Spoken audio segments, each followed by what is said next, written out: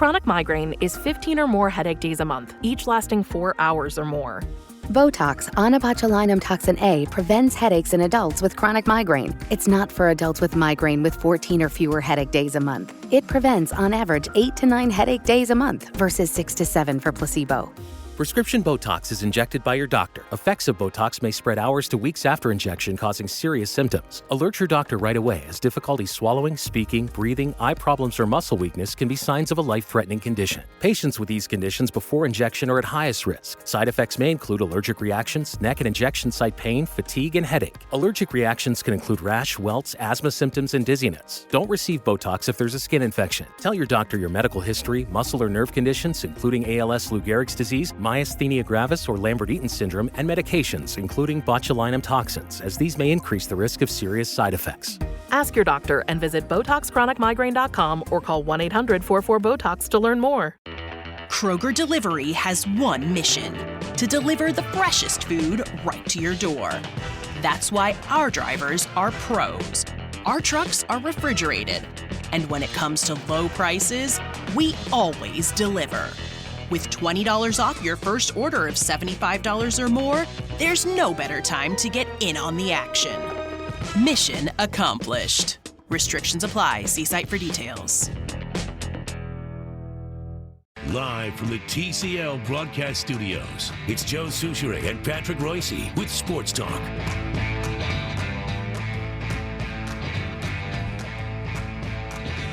Patrick is at his winter estate. Korzo's with us, Scott Korzanowski, although I have no idea what he's doing. He's running around. He's looking for things. He's left all my stuff back in my microphone's office. not on, Pat. Yeah, I put it on. All right. This is a big sports weekend, including the Prep Bowl Friday. My alma mater. Which is what? Minnetonka. What class are they? The Skippers made it? They're playing Eden Prairie. Wow. Oh, that's 6A. Yeah. Well, Minnetonka's huge. Yeah, it is true. Although, you know, when I went through, I was in the baby boomer bulge. Yeah. Where all, you know, Bloomington went to 3 high schools. Hopkins went to 2. Edina went to... Minnetonka stayed at 1. And they still are, aren't they? Oh, and it was packed when I was there. They said, you guys are going to be uncomfortable, but in a couple of years, this will have been the right move. And they were correct. So we were just jammed into this. Yeah, when we were there. It was a big... But I think in the 3 years I was there, I think our football team won 3 games. Really? They were brutal. Well, what happened? They're great. Well, it's 50 years later. Too many years kids, later. huh? No, there's, you know, I mean, a lot can happen in 40 years, you know. Yeah. You know, so... Timberwolves home tonight to Orlando. Yeah, you know... You're down about the Timberwolves. Oh, man, I am beyond down about the Timberwolves. It's you know, there's a friend of mine that always says, the thing that's the worst is when somebody doesn't utilize their gifts. Mm-hmm. And the Timberwolves, this team is not utilizing their gifts. This should be the 3rd or 4th best team in the West, and they just don't play like it because, in my opinion, Thibs is a really poor coach. Tonight will be his 100th game. Mm-hmm. As a head coach? As a head coach of the Timberwolves. Or of the Timberwolves. Of the Timberwolves, yeah. Right. And he's, you know, I've not seen anything that would indicate to me that he knows what he's doing. You know, there's an old saying, I think it was coined by Red Smith. Up and down games really aren't coachable. Hockey and basketball. Oh, I think basketball is more so than hockey. You know, you call them over and you pretend you got to play, and then they run around. Come on. What's coachable about that? Well, and Thibs has got to sit down once in a while. I would tell you this. If Thibs would sit down and let them run around, they'd be doing far better. In fact, I found a story. You know, there's this new website called The Athletic. You know, it's like a sports page. And this guy broke down that the Timberwolves, and I'm going to talk about it when I'm doing the ride, but the Timberwolves have the 6th best offense in the league in the first 3 quarters. And in the 4th quarter, they have the 26th best offense. Why? Because Thibs takes control. Really? Runs, and the guy breaks it down with stats. They isolate. And I've watched them for years. And when they get in the 4th quarter, they give the ball to Jimmy Butler and say, isolate. They give the ball to Andrew Wiggins and say, isolate. They slow it down. They never give it to Towns. All these things that I've been complaining about, this guy in this article broke it down with stats. Mm-hmm. And Thibs lets them play for 3 quarters, and then in the 4th quarter, he grabs control, and they become far less effective, on both ends of the court. He seems like a disgruntled fellow. He really does. Doesn't he? You know, they play 82 games in the NBA. And the NBA referees are very good, I think. I've watched the NBA. I think of all the major sports, I think they're the best referees. But how many calls are there in a game? 100? I don't know. You know, literally, it's got to be 100, right? Yeah. And he will complain about 95% of them. At a time, that gets a little old. It just gets old for me to just watch it. I mean, every call he's complaining about. He's got to relax a little bit. What is he yelling at them? What are these? It's same in college. You can't sit down. You got to stand up and pretend you're saying. What the hell are they saying? And it's funny when you're at the arena. You can hear him. Yeah. I mean, I'm like 30 rows up. You can hear, you can't always tell what he has this big, he sounds like a bear. Right. And when you watch it on TV, you can hear him. Yeah. You can hear in the background go, run, back. He never stops. That has got to wear on you. I would think so. We've all had bosses that micromanage you. How does that usually work? You get irritated. You probably haven't had one for a while, but maybe when you were younger you did. Probably. But my take on Patino has always been he strikes me as a guy who practices making his grimaces in the mirror. He might. Because he's got that basketball coach grimace down and the frustration and heartache and I think he practices his gestures. He might. Yeah. But but Patino doesn't yell at his players nearly as much. He lets them play. I'm not saying he doesn't get up and yell at them. I saw a guy that Royce hated, Lute Olson. But I saw a thing on ESPN back when he was coaching Arizona, and they showed him in practice. He's up running the practice, and he's stopping the play and coaching and telling him what to do. And then in the game, he was just sitting there. And he said, practice is when you yell at him. The game is when you let him play. And if they play poorly, then you address it in practice. That doesn't mean that during any timeout he won't say something or he wouldn't get up occasionally and say something. But Phil Jackson was a lot that way, too. He would just sit there. He would not be yelling a lot. It was like you prepare your team and then let them play. So to your point, Joe, where it is a game of, what'd you say, motion? Up and down. Up and down. You train him into some theories. Here's what we're going to do, and then you let them go. Does Thibs ever sit down? Seriously, does he? I've never seen him sitting. I'm going to look tonight. I've seen games when he yells less, but I've never noticed if he actually sits down. I would say very seldom. Reavers, have you ever seen Thibs sit down? I can't remember a time watching a Timberwolves game with him as the head coach and seeing him sit down. I mean, he'll lean against the bench, or not the bench, but the scorer's table. You'll see that once in a while, but I don't see him sit down ever. Wouldn't it be great if, like baseball, basketball coaches had to wear the uniform? Oh, that'd be great. With Thibs? Well, remember when he was introduced as Timberwolves head coach, because he was an assistant under Mussey, everybody put out that picture? The picture of him with the big mullet and the old style Timberwolves warm-up jacket. And he was thin. You would not have guessed it was the same person, right? He used to have hair. Oh, really if they had showed you this picture and they said, "Who is this?" You won't you agree, Rivers? Oh yeah, because he had the mullet. He looked like. How many years ago was this? Like early 90s. Oh, for Pete's sake. The first sake. run of the Wolves. Yeah, the very first run. So not even 20 years ago. How many years were the Timberwolves in the Metrodome? 2, right? 2 or 3? 1 for sure. Maybe 89. 2. Is 89 their first year? Mm-hmm. They were there for the Metrodome for that year for sure. They had to be there the second year. Probably 2 years, yeah. I remember sitting in the upper deck watching a Wolves game at the Dome with my dad. Man, were we way up there. It's brutal. Did you see anything? I don't recall. I just remember being genuinely excited to watch an NBA game because we didn't have it in my lifetime. Joe, went to one of the Final Fours there and sat in that was about 92. I think there's been 2 of them. No, I was at one more recent than that. The most recent one was and I was in the upper deck, but on the side where you were actually kind of close to the floor. It was worthless. Yeah. And then just for fun, I walked to the upper deck when you were far away from the floor. And I mean, it was a complete waste of time to even be there.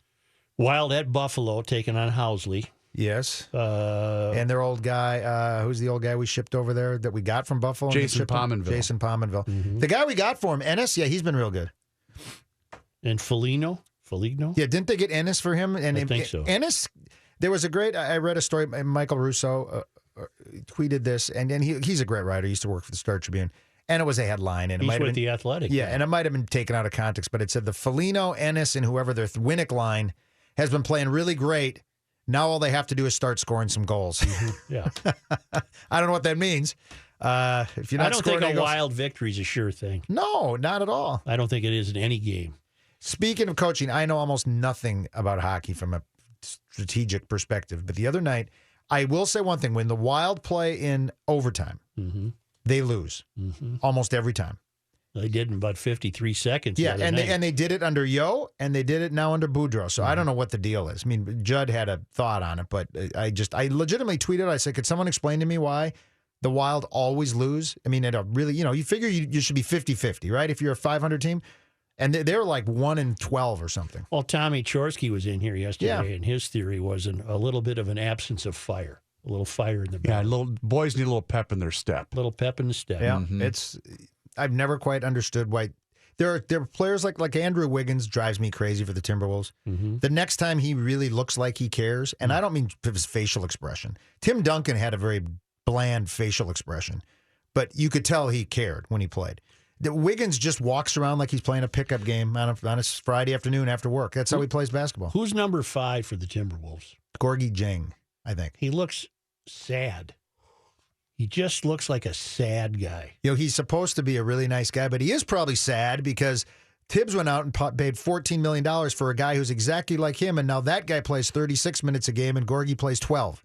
So he probably is sad. But, I mean, he has the sad face. Yeah, he kind of does. Yeah, you know what I'm saying? Yeah, I do know what I you're looked saying. at him the other night and thought, wonder why you're sad. Like someone stole his puppy sad? Just like that? sad. Oh. He looks down. Oh. Like he needs a Red Bull. No, Not that kinda? just one of those guys with a mug on him that's sad. And for all I know, he wears lampshades at parties. I have no idea. Right, yeah. But he looks like a sad guy. Just a moment.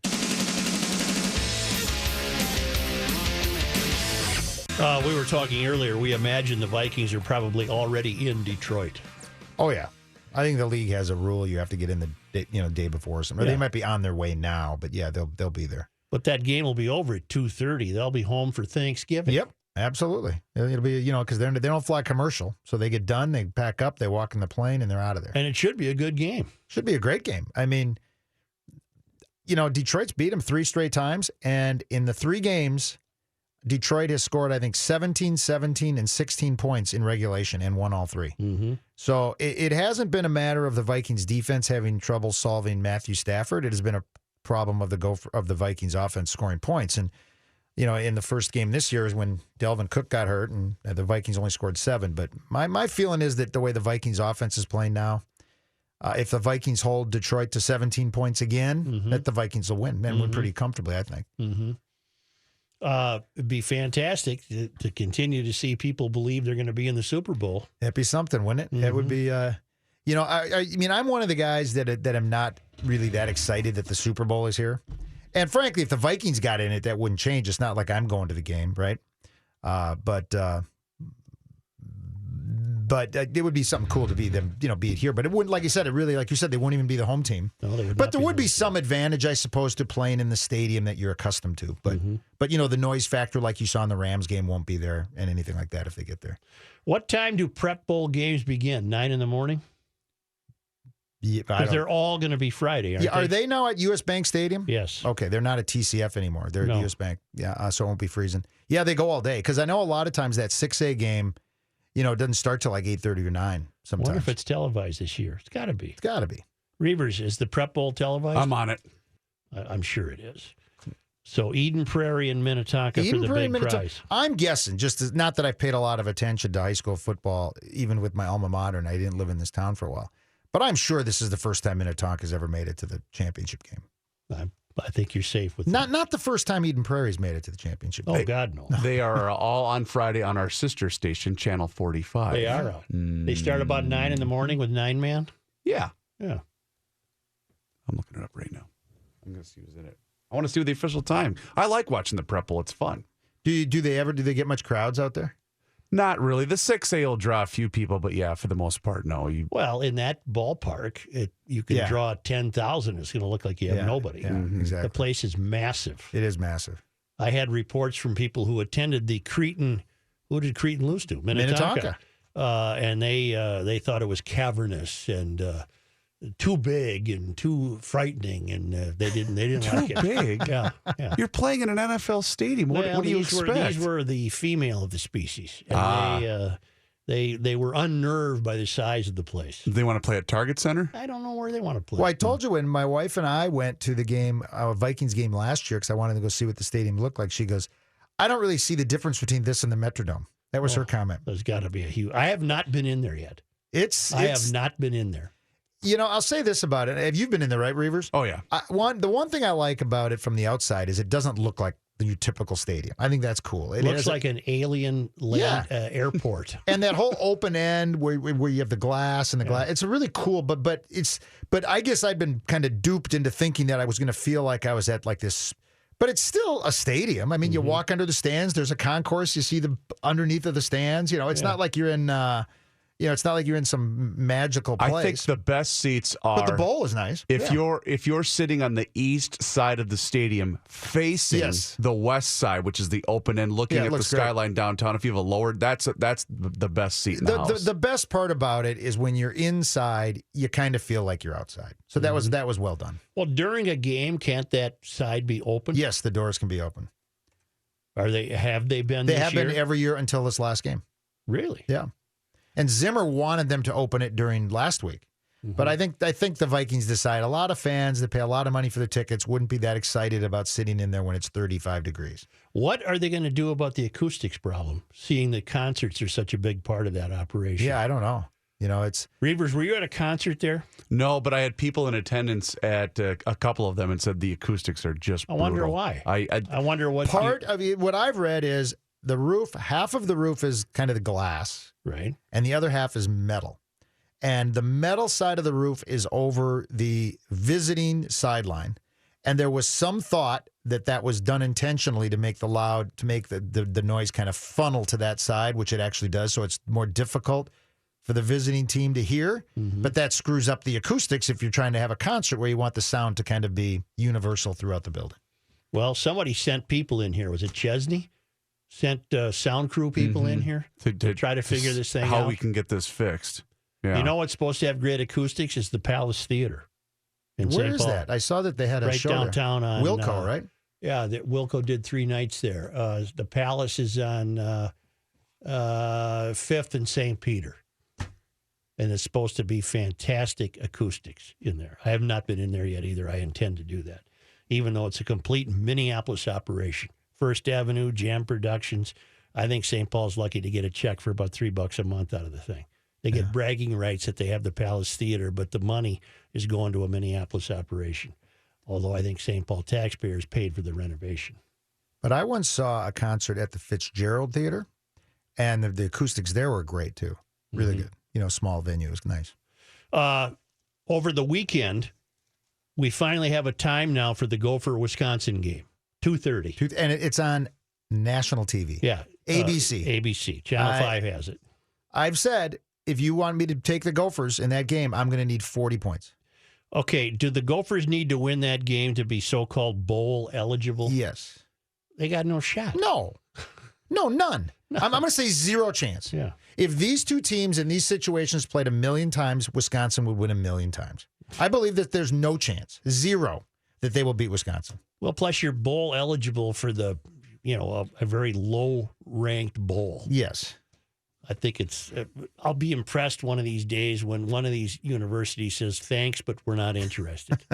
That'll never happen. Then there's not a good chance you're going to be impressed. It'll never happen. No, there was a team last year that did reject. They were 5-7. The year the Gophers went, because sometimes they don't have enough 6-6 teams, Joe. Yeah. So then what determines whether you're 5-7 is some academic metric. Yeah. And one of the teams did say no. Yeah, Reavers is right. Sports Talk will return shortly, but now thanks to our great friends in Owatonna, Minnesota at Federated Insurance, where it's their business to protect your business, and nobody does that better than Federated. It's Bruce Vail from the Wall Street Journal and Your Money Now. Hi, Joe. After closing at record highs Tuesday, stocks came under a little bit of pressure today, and the market was barely mixed at the close of trading. The Dow Jones Industrial Average fell 64 points, closing at 23,526. The Nasdaq Composite gained 4 points, moving to a fresh record high, and the S&P 500 dropped just 2 points. A federal judge threw out 2 long-running lawsuits challenging the National Security Security Agency's collection of phone records under a surveillance program that Congress curbed in 2015. The lawsuits, filed in 2013, allege the government violated the Constitution when it gathered millions of Americans' phone records so it could search through them for possible ties to terrorists. The judge said the law that was passed in 2015 that prohibits the government from getting those phone records in bulk renders the lawsuits moot. Pilots for Endeavor Air have voted to ratify a 4-year contract extension that will significantly raise their wages and increase company contributions into their retirement plans.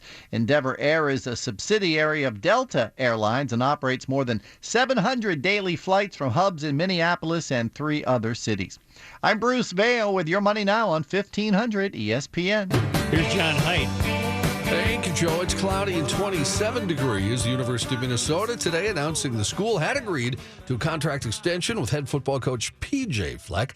The agreement pending approval from the Board of Regents. It's a 1-year extension. The contract would take him into January of 2023. 36-year-old Fleck, of course, hired by the U after 4 years as head football coach at Western Michigan University. To grow, you must fail. Thank you. Shouldn't Patrick? Not our culture. That's unacceptable 100%.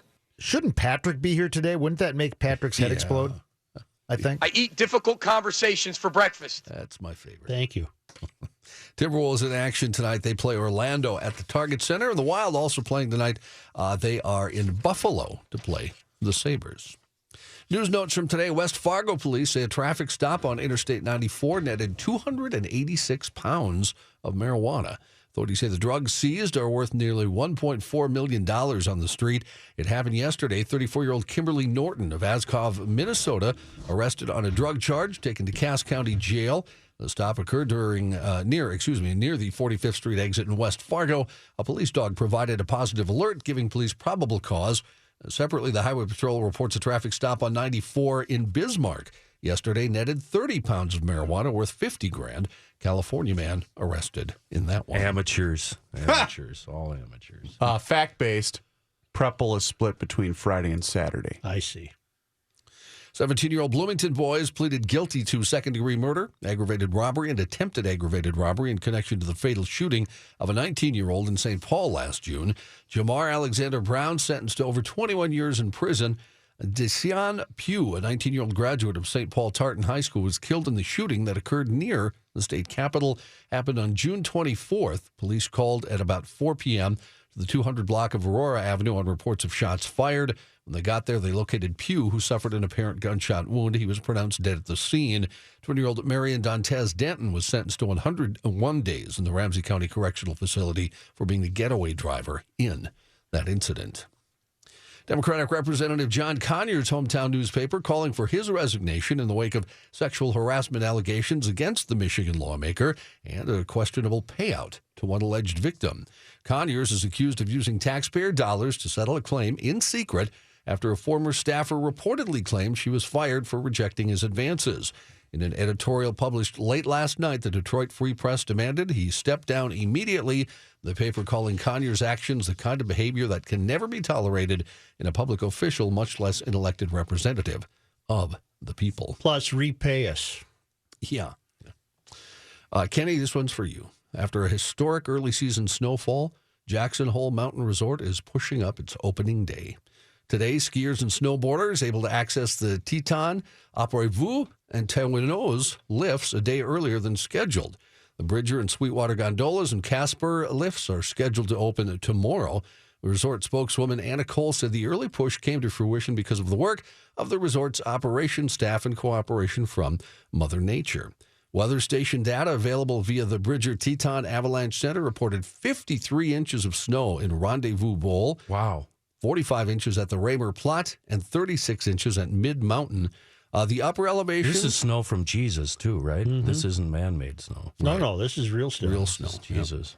Snow in the upper elevations, over 100 inches of snow have fallen with the storm front moving in. Monday night, expected to drop another 11 inches. Togety. I'll be there in April. You know what they call, that's the name of the mountain where I stay, Togety. Got it. You know what they call the proper name for the Tetons, Joe? I do not. La Trois Tetons. Really? You know what that means? The three something. The three Right. Oh. The 3 units. Yeah.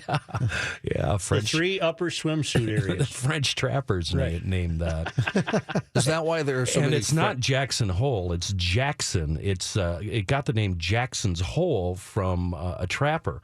And there's Pierre's Hole, there's this guy's hole, this guy's hole, sure. because they used to call these valleys between the ranges holes, and that's where they would hang out for calmer, nicer weather. Why are you looking at me like I'm crazy, Scott? I find this fascinating. Yeah, stop looking at me, pal. So the French names that I have in this story that I couldn't pronounce are because it was French trappers. Yes. Okay. Yep. Okay. Makes sense.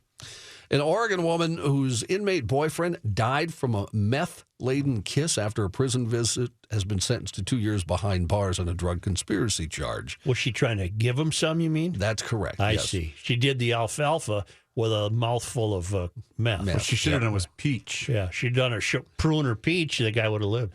Melissa Ann Blair and Anthony Powell shared a long kiss at the end of a visit last year. But if you're going to transfer meth, you got to go alfalfa. I guess, because it's probably in a big bag. Pretty sloppy kiss. Right. Happened at the Oregon State Penitentiary. Like a dog going after a bowl of water. All right, I'm going to ask a dumb question. Go ahead, That's Brooke. fine. I do it all the time. How did she not die? Well, she passed 7 tiny balloons filled with methamphetamine into the man's mouth. He swallowed them, so 2 of the balloons later ruptured in his stomach, and he died of methamphetamine toxicity. But first he got really, really high, right? Well, I would guess. I hope so. Yeah. U.S. District Judge Marco Hernandez said Blair's actions were part of a scheme devised by the 2 of them to get drugs inside the prison.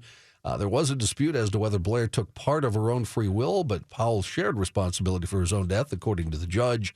41-year-old was serving a life sentence for aggravated murder in the stabbing death of his mother-in-law, according to court This records. lady's mom? Yeah, well, I don't know. It sounds like it. Boy, It's they not seem made really clear. super smart. Mm-hmm.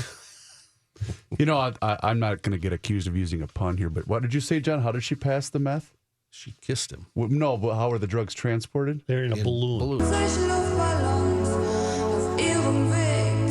not a pun. It's pretty close. It's not working for me. It's not working. It's not a pun. But you know what? it's The not very effort was funny. there. The effort was Thank there. you. Thank you, Joe. The effort doesn't count. Yeah. I'm 2.5 hours into my shift, and I haven't used a pun yet. I don't think the effort counts if the result isn't The useful result or funny. The result was ridiculous and not But funny. listen, I'm happy to try to get an effort. See? Well, set the bar low, Kenny. Set the bar low. That's what it's turned out to be here, huh? Guys hanging on the wall. To Just celebrate. happy somebody shows up for work. Hey, will you run my board today? I got to go home and make stuffing. I can't be there. I got to cook. I'll buy you a sandwich. Yeah. Best comment yesterday off air Yeah. was you asking all of us if we're going to be here, and we all said yeah. And then you said to Rook, but you got to be home with your bleeping apron on. Yeah. And you know he's topless under that apron. Oh. He's just a pair of underpants. I think I got gravy in my chest hair. To celebrate 50 years in the U.S., Subaru is launching a limited edition of every model in its lineup. Expect those new cars to debut next year. Details on the models right now are slim, but Subaru said they'll feature a new common color, which will be based on a high-level trim. They'll also receive unique badging. If you're wondering about the history of Subaru of America, I'm not. Not at all. Not at all. Not even a little bit. February 1968, founded by 2 American business. I'm just going to plow ahead. Wait a minute. Americans founded Subaru? Yeah. Harvey Lamb and Malcolm Brickland, 2 American businessmen. Brickland is famous. They were looking to sell distributor franchises to investors around the country. That year, the 360 became the first Subaru to reach U.S. shores. Have you ever seen one, Joe? They No. are ugly. Yeah. They look like VW bugs, but But the 2 Americans ugly. didn't manufacture it. It was being manufactured in Japan. They merely imported it. You are correct. All right. And then if you continue with the history, Yeah. in Now nine- I'm interested. in 1989, Now I'm interested. Subaru opened a manufacturing plant in the U.S. for the first time. Mm-hmm. Initially, the factory in Lafayette, Indiana, shared with Isuzu, produced Subaru Legacy and Isuzu Rodeo models. Mm-hmm. Now, the automaker is expected to produce nearly 400,000 vehicles at the plant by the end of this year, including the Legacy. John, what Outback, year and was it Impreza. decided that you have to be an insufferable, gross hippie to buy a Subaru? Yeah. When did that go into That effect? I'm not sure, Kenny. Does I have no Isuzu still information on exist? that. No, I don't believe so. I haven't Do they? seen one. No. Unless they're those milk carton ones that I see, those square ones. Milk carton. Well, they look like milk trucks. Yeah. What are those? Maybe that's a Isuzu. Aren't those SUVs? Is I that have the no one you're talking idea. Yeah, about? I have no rented idea. one of those once. What are they? They're called the Cube. Really quick, Joe, loyal listener Terry weighs in. Kenny was talking about the various holes in Wyoming and whatnot. Yeah. He asks what listeners call the mindless period between 3:30 and 4 every day. Kenny's hole. Kenny's hole. That was hurtful. Don't look at him, though. That was hurtful. No, it's just a constant Hey, struggle. we're on now, though. I know. Okay. It's a constant I struggle. was off the air with that, Joe. I'm not. I'm on the air. I said to Joe in his headphones that, Joe, you and that thermostat, it's just like taking hits off a cigarette. He has no idea that he's actually touching the thermostat. I had it perfect all day. Now it's blowing cold air, so I have to adjust it. It's freezing in here You now. went to the thermostat 3 times in the last 4 minutes. Right. I thought you... Here. Well, wait a minute, though. I know. You don't even know you're doing it. This is just like lighting up a heater. I thought you drew a line where the thermostat was supposed to go. Yeah, and that line keeps moving. Odd way to prove a point in Clearmont, Florida. Authorities say a man angered over people driving dangerously through a busy intersection appeared to intentionally cause a crash there to highlight the problem. Attaboy. The Daily Commercial says 61-year-old Bruce John Homer told Lake County Sheriff's Office deputies who responded to the afternoon accident that he was frustrated that law enforcement wouldn't crack down on people running through a stop sign at the intersection. Well, the driver of the SUV that was hit says Homer pulled out in front of him as he was going through the intersection. The driver says they got out of their cars and Homer approached him and told him he'd run the stop sign and law enforcement, quote, won't do anything until somebody dies. Homer has been charged with aggravated battery and reckless driving. Much like the people you were talking about last hour, Joe, he has too much time on his hands. Too much time. Doesn't have enough to do. A deer hunter in Michigan started recording video of a bear that he spotted nearby and captured the moment the bear stole his kill. John Wardnienski posted his video to Facebook, said he was hunting November 16th in Alcona County when he ended up with a Michigan black bear encounter that's hard to believe, but he says is true. He said he was following the blood trail to the 6-point buck he shot when he spotted the black bear next to his pop-up blind. He said, I thought it was pretty cool to see a bear that close, so I just started shooting video of him with my iPhone. Well, after he walked about 20 yards or so, I realized the bear was heading right for my deer. Several times I tried shouting, whistling, breaking brush, but the bear would not leave. The bear was the first to find the white-tailed deer, and all the hunter could do was keep filming as the bear dragged. Well, there's one thing he could do. Shoot the bear?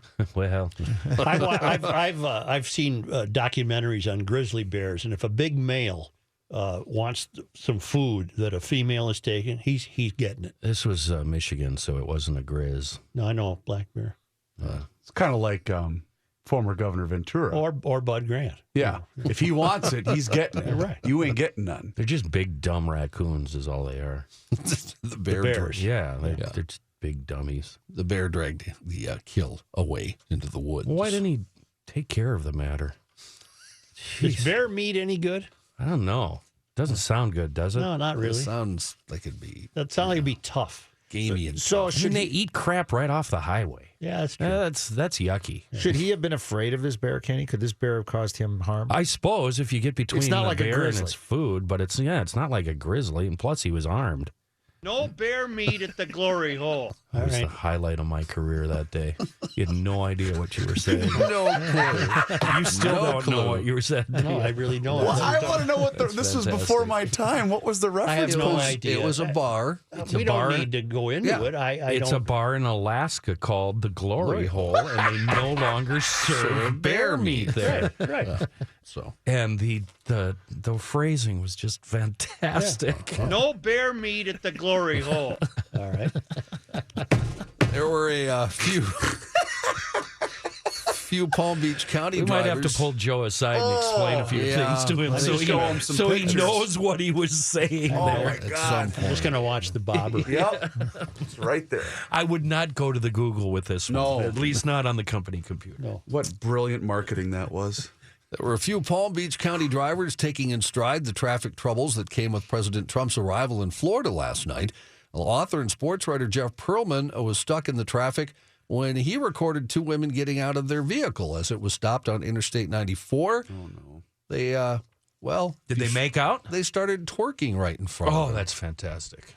His arrival there has to be just dreadful because there's nowhere to go. Yeah. There's one bridge across to his estate. And he's there all the time. It's just, Perlman tweeted a video that said he was stuck off an exit when the exhibition of dancing occurred right in front of his car.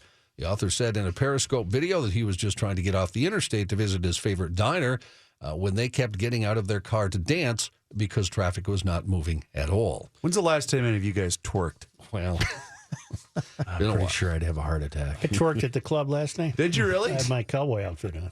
Yeah. Is that at the Glory Hole? You can twerk on one leg, can't you? Yeah. You ever twerk in the grocery store, Joe? All the time. Just in the produce department, right? Yeah. I'd like to see that. Wow. That'd be fantastic. Police in Vermont are looking for a suspect. You would be walking stumped over for a year if you tried it. Oh, my back. My back. Ow. Oh, my back. I did my sit-ups this morning. You mean you got out of bed? Yeah. One. I had to sit up to do it, didn't I? Down. I did my sit-up this morning. Police in Vermont are looking for a suspect who may end up on Santa's naughty list. It happened over the weekend. Someone took several items from a holiday display on the lawn of a Concord Avenue home in St. Johnsbury, Vermont. Theme problem, John? No. Initially, the homeowner reported there was a lighted reindeer, a snowman, and a Santa Claus had been stolen. That's a theme. They got a theme going. We had to call back police, though, because he found the reindeer wasn't missing. It had, however, been placed into a lewd position with another reindeer statue. Oh, reindeer urges. Yeah. Police are asking for the public's help in finding who stole the other two. By the way, I'm on record. I fully support doing that to any type of nativity scene setup.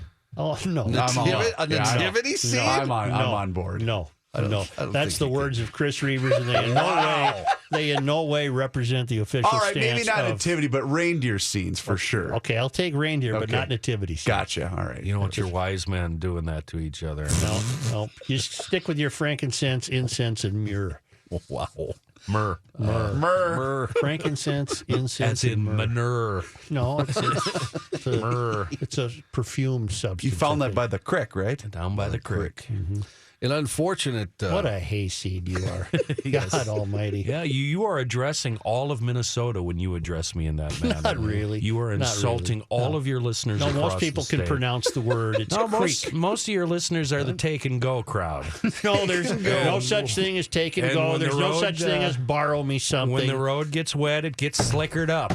That's how your people and your listeners talk, No, Joe. not really. And I'm representing them. I got an email from one of those guys last hour. Yes, you did. Yeah, done slickered up out there. I'm going to have to take and put my chains on. Am I on the air? Those are your people, my friend. No. My people can speak. Are we on now? We are. An unfortunate thing in Australia, and perhaps I shouldn't even end before Thanksgiving with this story, but a Catholic boys' school has been forced to cover up a brand new statue. John, don't do this story. Oh, God. There you go. I'll get rid of that one. No, I don't want that story done. I don't want it done. I don't trust Kenny. Here's a nice one. I don't trust anybody. Let me give you a nice one before the well-endowed young a New Jersey woman. I don't want to go into it. It's Thanksgiving. New Jersey woman who let's just keep it real. Let me give you a nice one. You guys are back on the air. Thank you. Well, Joe, I have to take and go back to my desk. A New Jersey woman so I can leave. who was helped by a homeless man. Go ahead. Yep. Nope. I got to take and go. New Jersey woman who was helped by a homeless man when she ran out of gas in Philadelphia is raising money to help him. All right. See, is that a better story? I love it, John. That's fantastic. Kate McClure it's was more in keeping with the season. Thank you. Kate McClure was heading to Philadelphia to visit a friend last month when she ran out of gas on Interstate 95. You know what you can do, Reavers? You can just get the hell out of here right now. It was Kenny. Yeah. Oh, what? The Florence Township woman pulled over when she ran out of gas and worried until a homeless man approached. The man, whose name was Johnny, told her it wasn't safe there, and he bought McClure gas with his last $20 bill. McClure promised she'd return to pay him. She and her boyfriend have since raised over $20,000 for the homeless man. Good. The pair hope to get Johnny an apartment and help him with So transportation. the homeless guy bought her gas. That's right. And she was so impressed, she raised money for him. That's correct. That's fantastic. What a story. That's the way to close Happy out, Johnny. Thanksgiving. That's Happy Thanksgiving. Thanksgiving. That's Thanksgiving. You're right. what's coming up on the ride with Korzo? You know, we're going to talk Phil Miller from the Star Tribune, little Twins. You know, they've got a lot of money. There's some to get this Japanese player. Signed Buxton. Yeah, forever. Well, that's right. See, that's what they've talked about that too, signing a lot of their guys to long-term deals before they become free agents. I think these guys know what they're doing. By the way, the Twins guys. I do too. We'll also talk with Herm Edwards, his normal Wednesday appearance on the ride, and we'll talk a little Gophers hoops. They could be pretty good this year. I've seen them play a couple times. Who they beat yesterday? Yeah, the worst team, Alabama A&M. But they go in now to a stretch where they're playing Alabama, Arkansas, Miami, 3 top 25 teams. So we'll get a little more view of how the Gophers are in the next 10, 15 days. That'll determine if they're the real deal or not. Yeah, well, we'll see how they compete with them, and I think they'll do fine. Mm-hmm. And Vikings Detroit tomorrow at 11:30. At 11:30. Great start. Early Thanksgiving couldn't be better. Yeah, because you can wait till that game's over before you worry about eating. Yeah, you can kind of fiddle around in the kitchen and watch it. 1500 ESPN is KSTP St. Paul, Minneapolis. It's